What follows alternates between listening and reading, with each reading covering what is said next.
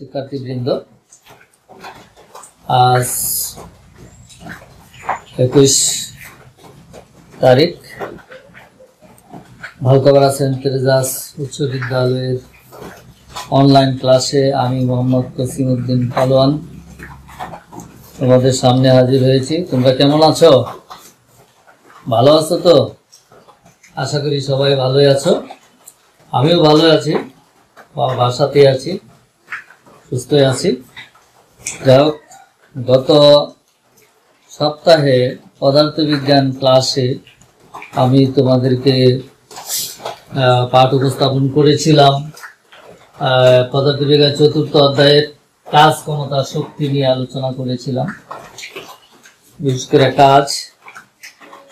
এখন এই কাজের, ক্ষমতা এবং শক্তির এই অধ্যায়ের কিছু গাণিতিক সমস্যা নিয়ে আজকে একটু আলোচনা করব এবং কিছু সমস্যা তোমাদেরকে সমাধান করে দেখাবো। তার আগে তোমাদেরকে জানতে হবে কিছু সমস্যাগুলি সমাধানের জন্য কিছু সূত্র জানতে হবে। আমি সূত্রগুলি এখানে লিখে নিচ্ছি। আমরা জানি কাজ W ইকুয়াল টু, একটা সূত্র W ইকুয়াল টু Fs। আবার আরেকটা সূত্র হলো কাজ W equal to Fs cos theta. তারপরে ক্ষমতা, হলো ক্ষমতা P equal to W by T। এটা হলো, এই দুটো হলো কাজ। কাজের সূত্র F into S, W equal two বল ইন্টু সরণ, বলের অভিমুখে সরণের গুণফল। আরেকটা কাজ হলো, আলোচনা করেছিলাম, W equal to Fs cos theta, অর্থাৎ বলের অভিমুখে যদি সরণ না ঘটে, বলের অভিমুখের সাথে যদি থিটা ডিগ্রি গুণ করে চলে যায়, তাহলে সেই ক্ষেত্রে কাজটা W equal to Fs cos theta. আমরা ক্ষমতা সম্পর্কে একটু আলোচনা করি। ক্ষমতাটা কি? ক্ষমতাটা হলো কাজ করার হার। কাজ করার হারকে ক্ষমতা বলা হয়। সেই ক্ষমতা অর্থাৎ বস্তু একক সময়ে যে কাজ করে তাই ক্ষমতা। যে কোনো ব্যক্তি বা উৎস, যদি আমি এখানে লিখি কোনো ব্যক্তি বা উৎস,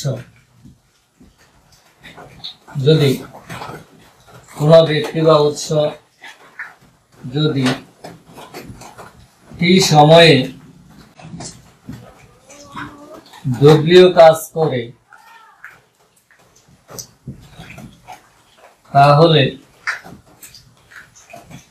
তাহলে ক্ষমতা হবে P equal to W by T।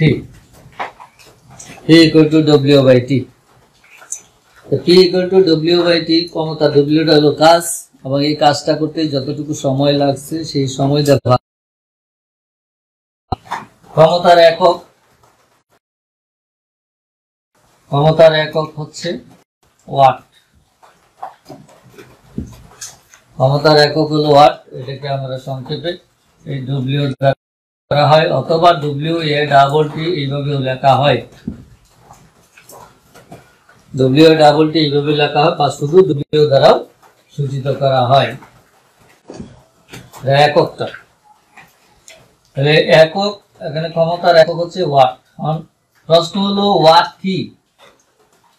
এখানে যদি আমি এই ক্ষমতাটা বের করতে যাই, যদি W বাই T আমি ব্যবহার করি, তাহলে W এর একক মানে কাজের একক, কাজের একক হলো জুল, সময়ের একক হলো সেকেন্ড, এই জুল পার সেকেন্ড। এটা হলো ক্ষমতার একক, কিন্তু এই ক্ষমতার এককটা এই জুল পার সেকেন্ডকে বলা হচ্ছে ওয়াট।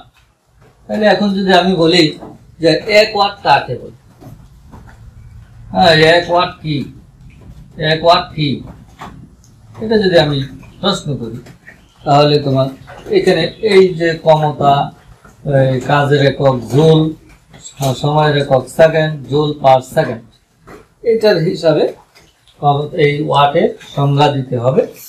1 ওয়াট কাকে বলে বা 1 ওয়াট কি, কোনো ব্যক্তি বা উৎস, এই ব্যক্তি বা উৎস যদি 1 সেকেন্ডে 1 জুল কাজ করে, 1 সেকেন্ডে 1 জুল কাজ করার যে ক্ষমতা কাজ করে, সেটাকে বলা হয় 1 ওয়াট। এটা হলো 1 সেকেন্ডে 1 জুল।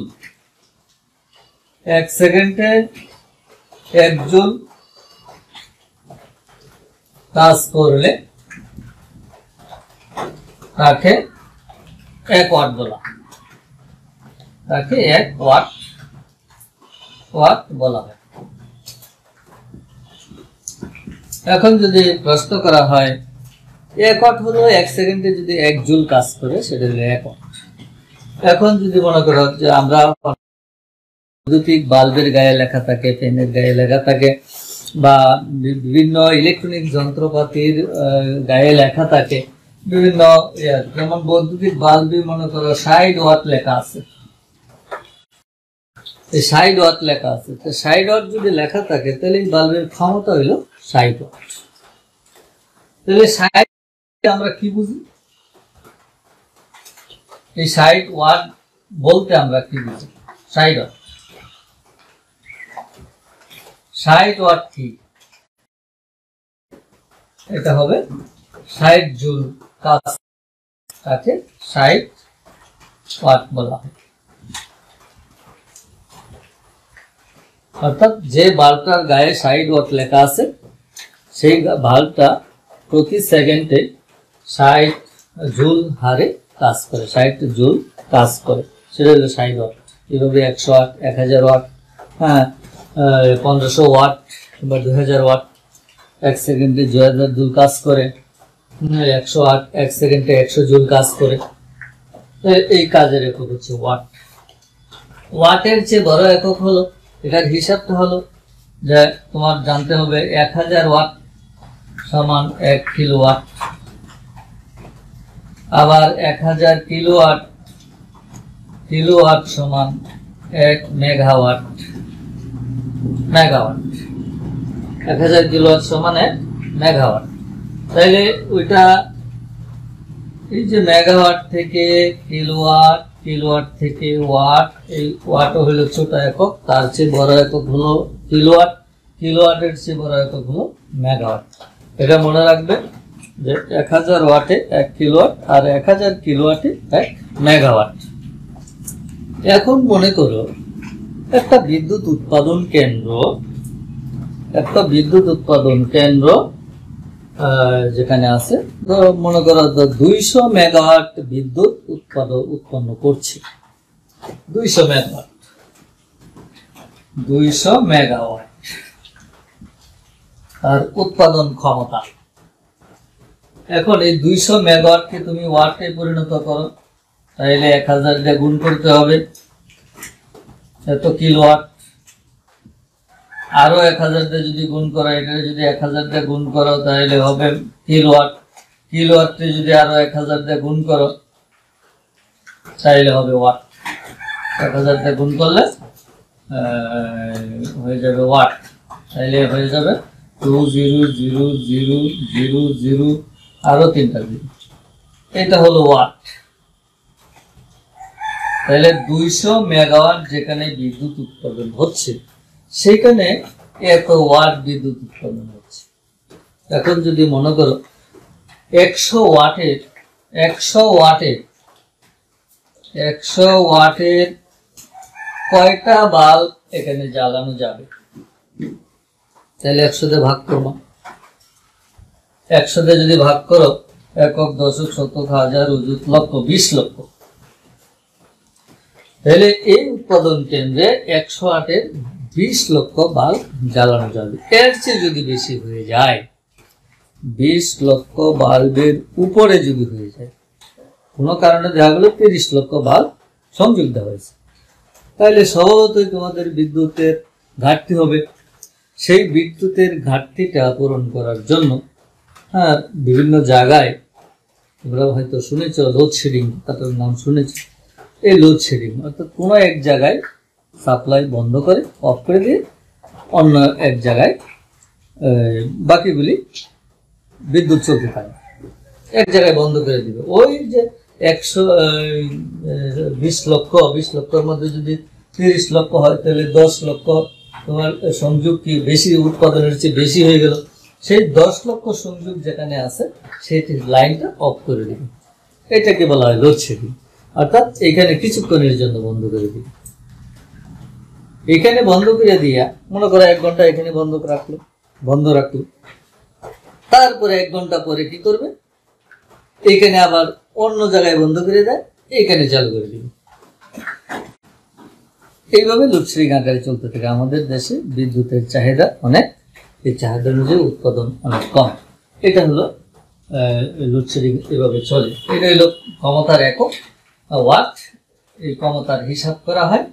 এখন এই ক্ষমতাটা কিসের সাহায্যে তুলনা করছে, কার সাহায্যে ক্ষমতাটা তুলনা করছে? এটা হলো অশ্ব ক্ষমতা, হর্স পাওয়ার, এসপি।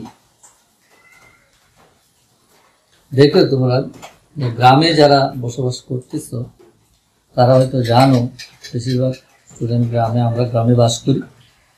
গ্রামে যারা কৃষি কাজ করে তারা কিন্তু ইঞ্জিন দিয়ে, আমরা বলি সেলু মেশিন, এই ইঞ্জিন দিয়ে পানি উঠায়, অর্থাৎ গভীর নলকূপ বসিয়ে পানি উঠায়। ওই ইঞ্জিনের গায়ে লেখা আছে হর্স পাওয়ার। যেমন মনে করো একটা ইঞ্জিন 10 হর্স পাওয়ার, 10 এসপি। এই 10 এসপিটা আসলে কি? Horse power. হর্স অর্থ কি? ঘোড়া, আর পাওয়ার অর্থ শক্তি। তো হর্স পাওয়ার মানে কি? ঘোড়ার শক্তি। তাহলে তোমরা বুঝতে হবে এই ইঞ্জিনটার শক্তিকে ঘোড়ার শক্তির সাথে তুলনা করে ইঞ্জিনটা আবিষ্কার করছে, এভাবে তৈরি করছে। তাহলে যে ইঞ্জিনের গায়ে 10 হর্স পাওয়ার লেখা আছে সেটা বুঝতে হবে 10টা ঘোড়ার ক্ষমতা সম্পন্ন শক্তি, 10টা ঘোড়ার শক্তি সাথে তুলনা করে এই ইঞ্জিনটা তৈরি করা হয়েছে। 10 হর্স পাওয়ার, 10টা ঘোড়ার শক্তি।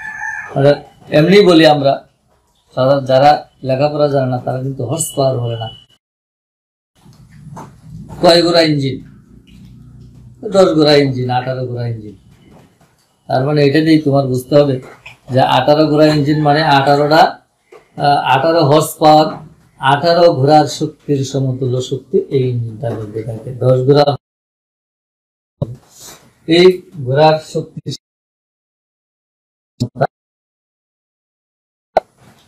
এখন 1 হর্স পাওয়ার, 1 এইচপি সমান কত?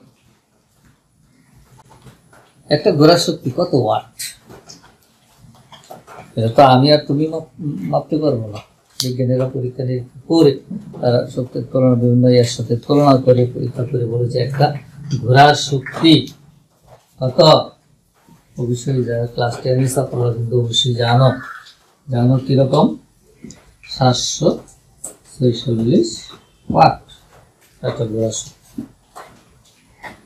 একটা ঘোড়ার শক্তি 1 horsepower equal to 746 watt. এটা মনে রাখবে, বহু নির্বাচনীতে আসে এটা। অথবা 1 ওয়াট সমান কত হর্স পাওয়ার, এটার উল্টাটা আসতে পারে। ক্ষমতার একক, আমরা ক্ষমতা কাকে বলি? ক্ষমতার একক, হ্যাঁ। তারপরে ক্ষমতার একক ওয়াট। ওয়াট কাকে বলে? ওয়াটটা কোথেকে আসছে? ওই কাজে থেকে আসছে। 1 সেকেন্ডে 1 জুল কাজ করার ক্ষমতাকে 1 ওয়াট বলা হয়। তাহলে একটা ঘোড়া যদি 746 ওয়াট হয় তার ক্ষমতা, তাহলে এই ঘোড়াটা 1 সেকেন্ডে 746 জুল কাজ করার ক্ষমতা রাখে। এটা তোমাদের মনে রাখতে হবে ক্ষমতা। এখন আমি এই বিষয়ে, এটির উপর ভিত্তি করে কিছু 1-2টা গাণিতিক সমস্যার সমাধান করব। সেই গাণিতিক সমস্যাটা মনে করো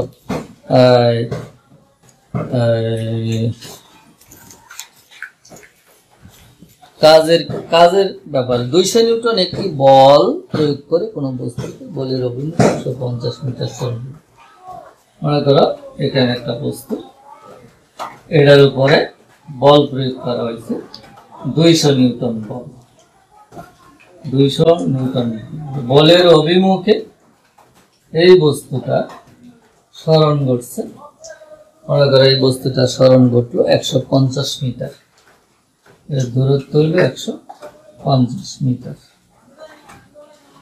150 মিটার যখন বস্তুটার উপর 200 নিউটন বল প্রয়োগ করে বস্তুটা 150 মিটার সরণ ঘটলো, তাহলে বস্তুটার কতটুকু বল দ্বারা কতটুকু কাজ হবে। তাহলে এখানে কাজের সূত্র F ইন্টু Fs। তাহলে এখানে লিখতে হবে আমরা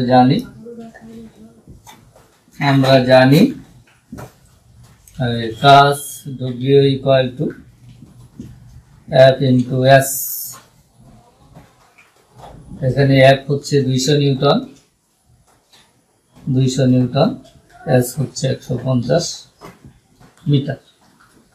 তাহলে এককটা হবে নিউটন মিটার। নিউটন মিটার মানে ওই গত ক্লাসে আলোচনা করছিলাম, নিউটন মিটার মানে কি জুল। Yes, sir. 30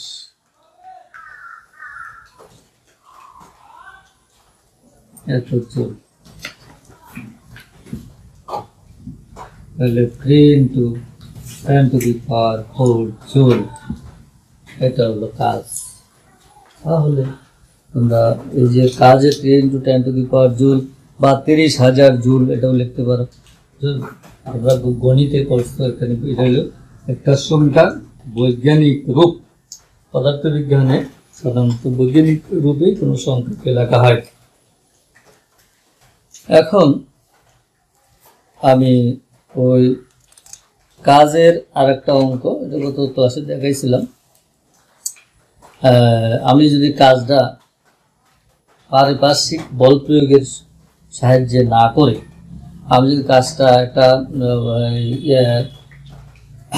উপর থেকে যদি একটা বস্তু ছেড়ে দেই, তখন আমরা কাজটা কিভাবে বের করব।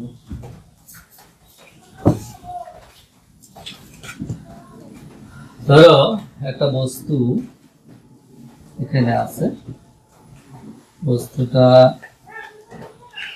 উচ্চতা হলো, এটা হলো ভূমি, বস্তুটা উচ্চতায় আছে। কত উচ্চতায় আছে? মনে করো 100 মিটার উচ্চতায় আছে। 100 মিটার উচ্চতায় আছে এই বস্তুটা। এই বিন্দুতে একটা বস্তু আছে 100 মিটার উচ্চতা। এই বস্তুটাকে ছেড়ে দেওয়া হলো। এখন বস্তুটার ভর হচ্ছে m ইকুয়াল টু, ভরকে আমরা m দ্বারা প্রকাশ করি, m ইকুয়াল টু মনে করো 60 কেজি। তাহলে সমস্যাটা হলো যে 60 কেজি একটা ভরের একটা বস্তু 100 মিটার উপর থেকে ছেড়ে দেওয়া হলো, কত কাজ সম্পন্ন হবে? তাহলে কারা নিচের দিকে যদি পড়ে কত কাজ সম্পন্ন হবে? এই ক্ষেত্রে কাজ কত? এখন দেখো এই যে কাজ F নেই, অর্থাৎ এখানে বল নেই, আছে কিন্তু সরাসরি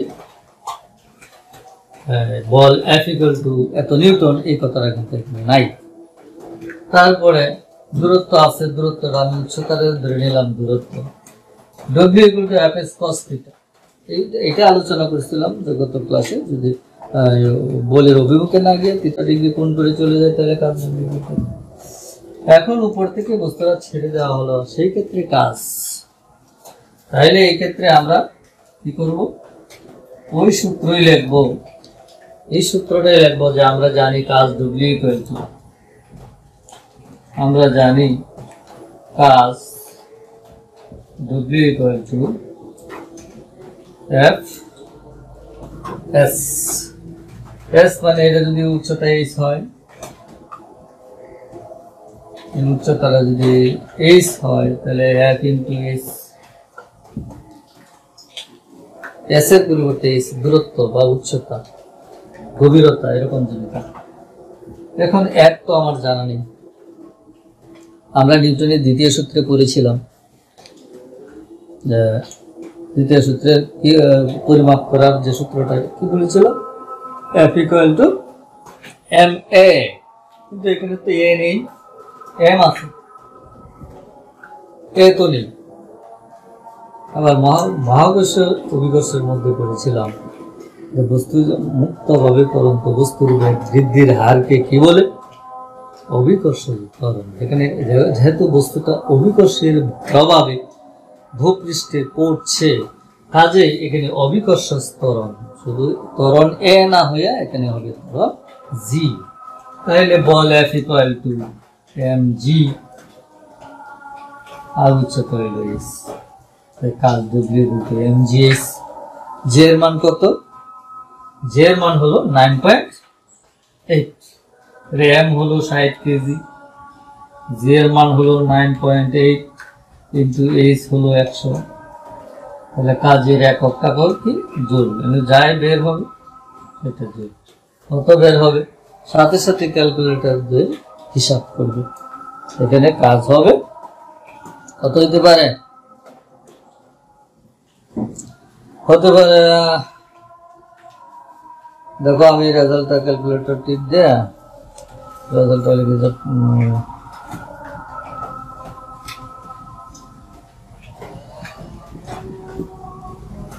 58,800 জুল। এটা হলো কাজ। এটাকে যদি আমি বৈজ্ঞানিক রূপে প্রকাশ করি, এটাও কিন্তু তোমার জানা থাকতে হবে যে সাধারণ গণিতে যেটা অবস্থান আছে, বৈজ্ঞানিক রূপে যদি প্রকাশ করি তাহলে 5.88 into 10 to the power 2 joule. 1 2 3 4 দশমিক 4 ঘর বামে আনলে 10,000 গুণ করে 10,000 গুণ করে 1000 ভাগ করে দশমিকটা এখানে নিয়ে আসলাম, আবার 1000 গুণ করে দিলাম। 1000 করে 10,000 তাহলে এখানে 1 2 3 4 4 গুণ বামে দশমিকটা নিয়ে আসছি, তাহলে আমাকে শূন্য দিলে হয়েছিল 10,000। 10,000 দিয়ে ভাগ করে আবার 10,000 গুণ করে দিলেই ওই বৈজ্ঞানিক রূপটা আসে। এটা হলো কাজ। এখন আমি হিসাব করবো, এতক্ষণ আলোচনা করেছিলাম ক্ষমতার উপর নিয়ে আলোচনা করছিলাম। এই কাজের ক্ষেত্রে এরকমভাবে গাণিতিক সমস্যাগুলি সমাধান করতে হবে। এখন যদি আমি ক্ষমতায় যাই, ক্ষমতার একটা অঙ্ক বা দুটো অঙ্ক দেখতে পারি। 70 কেজি বরের একজন লোক মই বেয়ে 30 সেকেন্ডে 60 ওয়াট উঁচুতে 60 মিটার উঁচুতে উঠে।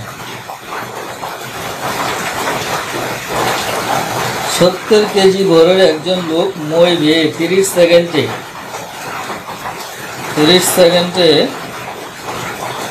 60 মিটার উঁচুতে উঠে, তার ক্ষমতা কত?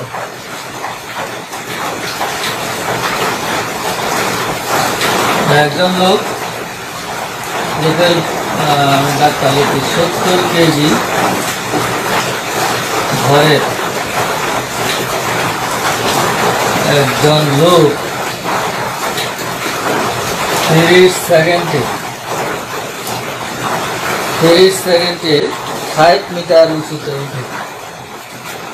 60 মিটার উঁচুতে উঠে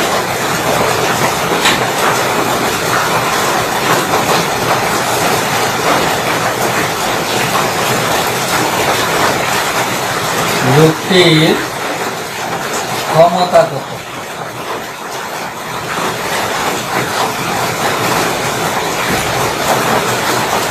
লোকটার বর হলো 70 কেজি, সে 30 সেকেন্ডে 60 মিটার উপরে উঠে, তার ক্ষমতা কত? তাহলে তুমি শুরু করলাম। আমরা জানি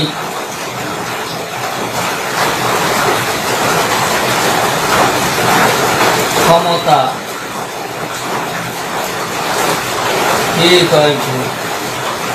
ডব্লিউ বাই টি, আমরা জানি T equal to W by T. এখন দেখো 30 সেকেন্ড সময় টি, এখানে সমস্যার মধ্যে 30 সেকেন্ড আছে।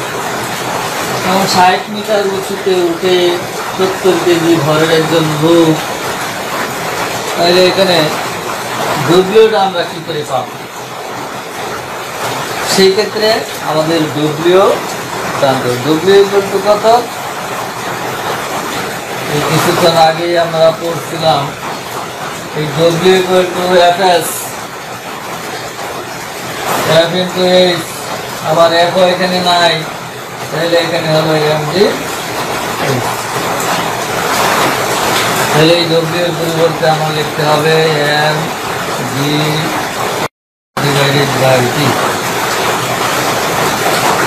এখন দেখো এম 70 কেজি ধরে লোক, তাহলে এম এর মান হচ্ছে 70।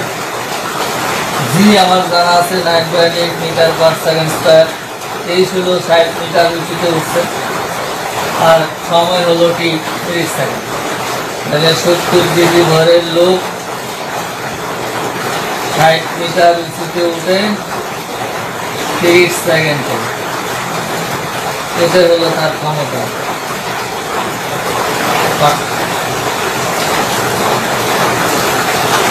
এটা হলো তার ক্ষমতা। এখন পূরণ করে দেখো,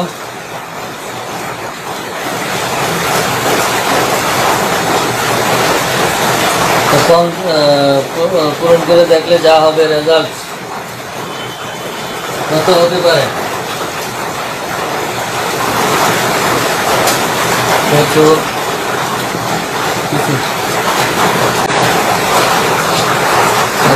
আমি হিসাব করছি, 60 2 70, তাহলে 70 ইন্টু 9.8 ইন্টু 2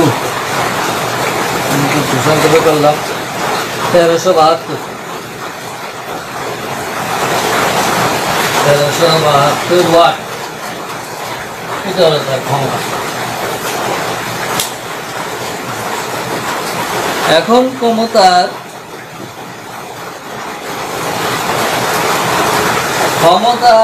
নিয়ে আরেকটা আমি গাণিতিক সমস্যা দেওয়া সেই আজকের ক্লাস শেষ করব। সেই ক্ষমতার একটা গাণিতিক সমস্যা, সেটা হলো ধরে নাও তোমার বাড়িতে বিদ্যুৎ আছে, সেই বিদ্যুৎ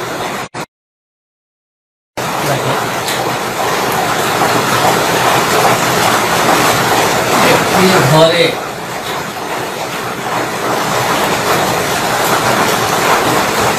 একটা ঘরে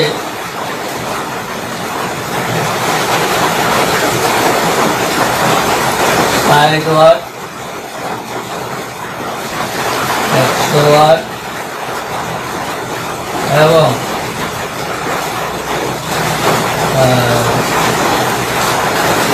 40 ওয়াটের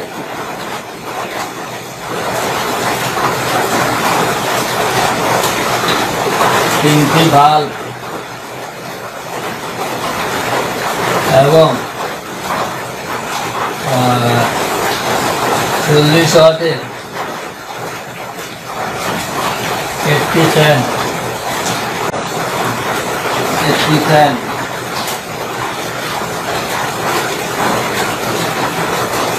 মানে পাখা প্রতিদিন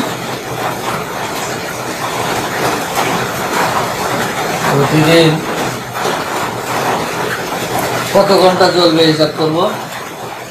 ধরে নাও 10 ঘন্টা, 10 ঘন্টা করে জ্বালালে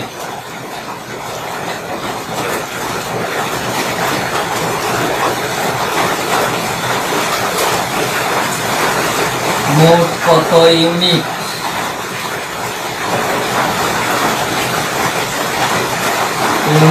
বিদ্যুৎ খরচ হবে? মোট কত ইউনিট বিদ্যুৎ খরচ হবে।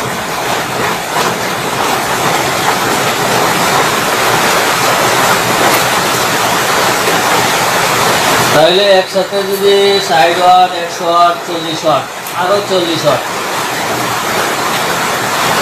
প্রতিদিন 10 ঘন্টা করে জ্বলে,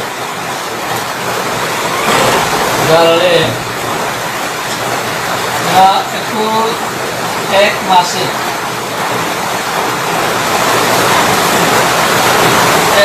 কথাটা বলা দেখলাম, এক মাসে মোট কত ইউনিট বিদ্যুৎ খরচ। তাহলে আমার হিসাব করতে হবে 60 ওয়াট, 100 ওয়াট, 40 ওয়াট, আরো 40। তাহলে তোমার প্রথম কাজ হবে বৈদ্যুতিক পাওয়ার কত,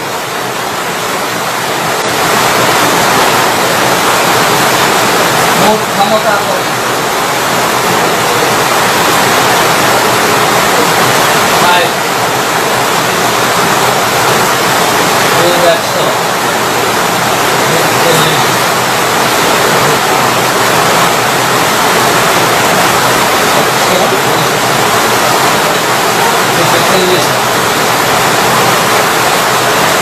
240 ওয়াট, এটা হলো প্রতি ঘন্টা। তাহলে প্রতিদিন 10 ঘন্টা, প্রতিদিন বিদ্যুৎ খরচ প্রতিদিন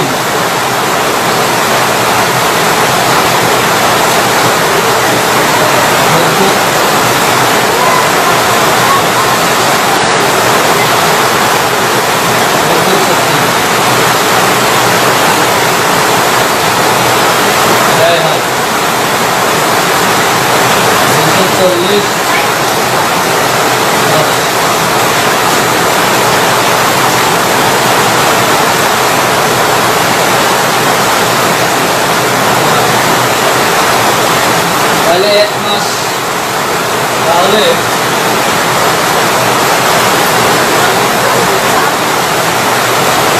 মাসে ব্যয় হয়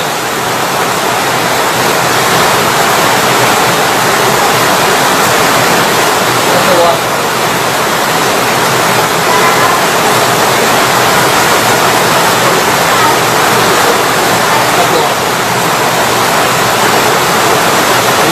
এখানে বলা হয়েছে কত ইউনিট বিদ্যুৎ খরচ হবে, কত ইউনিট বিদ্যুৎ খরচ হবে। এই ইউনিটটা হলো কিলোওয়াট ঘন্টা, কিলোওয়াট ঘন্টা। 1 ঘন্টায় কত কিলোওয়াট বিদ্যুৎ খরচ হয়। এখানে কিন্তু 1 ঘন্টায় 240 ওয়াট, 10 ঘন্টায় 2400 ওয়াট। এইভাবে এক মাসে 30 দিনে 72,000 ওয়াট। যেহেতু বিদ্যুৎ শক্তি পরিমাপের একক ইউনিটটা হলো কিলোওয়াট পার ঘন্টা, প্রতি ঘন্টায় কত কিলোওয়াট, তাহলে এটাকে কিলোওয়াটে দিতে হবে। 72 কিলোওয়াট, 1000টা ভাগ করলে 72 কিলোওয়াট পার ঘন্টা। তার মানে 72, 1 ঘন্টায় 72 কিলোওয়াট। তাহলে সুতরাং এই তো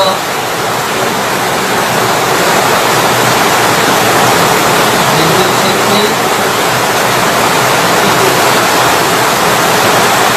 72 কিলোওয়াট পার ঘন্টা, 72 ইউনিট, 72 ইউনিট।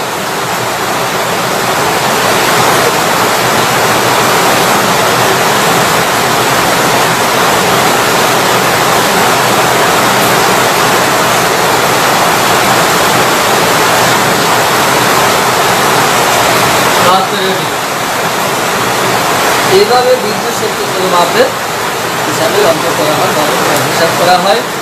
এখন বিদ্যুৎ কোম্পানি এই 72 ইউনিট বিদ্যুতে প্রতি ইউনিট বিদ্যুতের খরচ যদি 5 টাকা হয়, এত ইউনিট বিদ্যুৎ শক্তি কত টাকা খরচ হবে। এরপরে আরও কিছু আনুষঙ্গিক খরচ আছে, মিটার ভাড়া আছে, তারপরে সার্ভিস চার্জ আছে, তারপরে ভ্যাট আছে, সবগুলি মিলিয়ে তোমার বিদ্যুৎ বিলের কাগজ তোমার বাড়িতে দেবে। যাই হোক, এটা হলো হিসাব। তোমাদের বাড়িতে বিদ্যুৎ বিলের হিসাব, তোমরা কয়টা বাল্ব ব্যবহার করো, সেই বাল্বগুলি ব্যবহার করলে কয় ঘন্টা ব্যবহার করো, সেটা কিন্তু হিসাব করে তোমরা তোমার বাড়িতে বিদ্যুতের কিছু অপচয় তোমরা কমাতে পারবে। যাই হোক, আজকে আজ আর নয়, এখানে আগামী ক্লাসে তোমাদেরকে ওই শক্তি নিয়ে আলোচনা করব।